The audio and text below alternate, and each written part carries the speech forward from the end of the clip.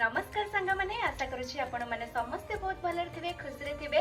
आज हूँ आमर 80तम स्वाधीनता दिवस। तो ये स्वाधीनता दिवस उपलक्षे मो तरफ मो परिवार तरफ आपण समस्त को अनेक अनेक शुभेच्छा अभिनंदन। आशा करुच्ची बहुत धूमधाम रे स्वाधीनता दिवस समस्ते पालन करथिबे।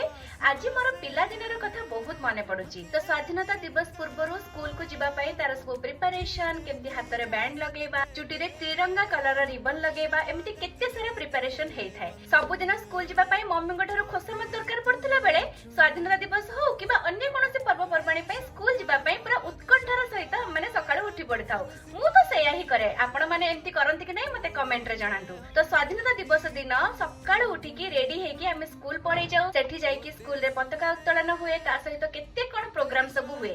तापरे मोर इच्छा थाए लास्ट रे मिलुथुबा मोर मोतीचूर लड्डू उपरे सब बेले लाइन रे छिडा हवा को पड़े आ गोटिए गोटिए खाइबा को मिले। तो मु सब बेले भाबे जते बेले मु बड़ हे जिबी सेते बेले बहुत सारा ई मोतीचूर लड्डू बनै की खाइबी। तो चलंतु मु आज किचन रे देखैबी केमिति मु से मोतीचूर लड्डू बनाउची। तो प्रिपरेशन तो फुल दम रे करथिली बट लड्डू बनेली कि नाही आगो को देखंतु। तो सांग माने कहि कि तो जाइथिली मोतीचूर लड्डू बनेबे बोली। जेहेतु ए जिंस रे मु एक्सपर्ट नुवा मोतीचूर लड्डू तो बनै परलेनी, बनै देली आज मु सेव बुंदिया। कारण स्कूल माने करे खाली मोतीचूर लड्डू मिलेनी, सेव बुंदिया भी मिले। देखंतु केते सुंदर कलरफुल हेची। आ यार फुल रेसिपी मु आपण मानक सते निश्चित भाबरे शेयर कर देबी।